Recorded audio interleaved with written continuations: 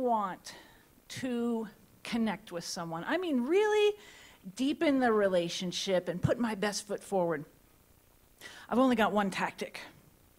I bake them a pie. You see, I believe pie brings people together, but I don't bake just any old pie.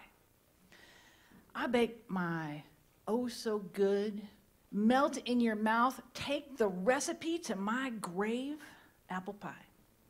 It's the best apple pie in the world. That's right, I said it. I make the world's best apple pie.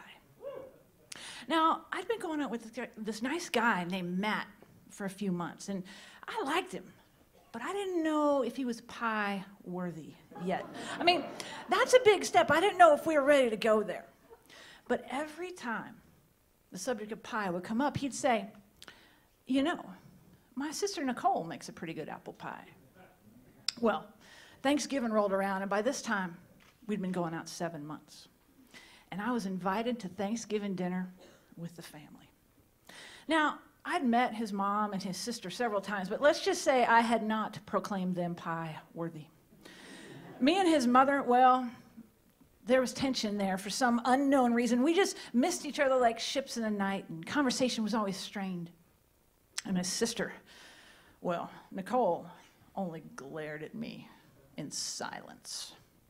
And I thought I was going to fix this problem. I was going to win their hearts and minds with the world's best apple pie.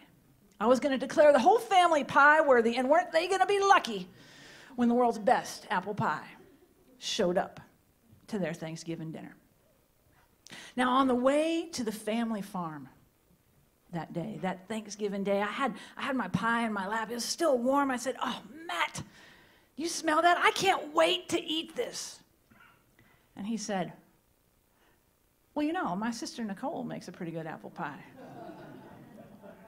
Now, I'm not one to be understated. And so as I walked into the family farmhouse, I said, I bring to you the world's best apple pie. And his family just glared at me in silence. And that's when I saw it. There on the wall, I saw the shrine. I saw the blue ribbon tacked up next to a picture of Nicole wearing a sash, holding an apple pie that the state fair judges had deemed grand champion. And so you got to understand now, to farm folk, winning the state fair is like winning the Super Bowl.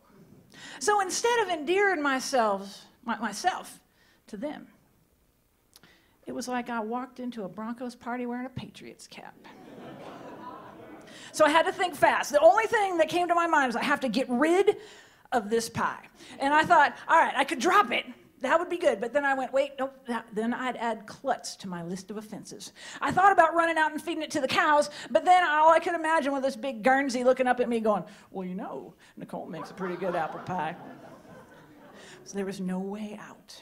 I was stuck. So I walked over, and as I set my pie on the dessert table, Matt's mom said, well, you know, Nicole makes a pretty good apple pie. But then it got worse. She goes, she makes her blue ribbon pie every Thanksgiving. It'll be out of the oven here in a minute. And that's when terror set in.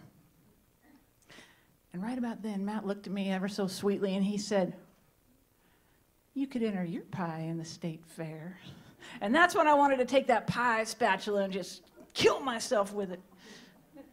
Now, I thought that I'd brought the world's best apple pie to Thanksgiving that day. It turns out I brought humble pie. And had I known, I would have just brought ice cream because it would have gone great with her pie. I ate half. Now, Matt, he must have given me a second chance. We're due to be married in July. He says he loves me, but I think he wants to keep world-class pie making in the family. Because like I've been telling y'all this whole night, I do make the world's second best apple pie.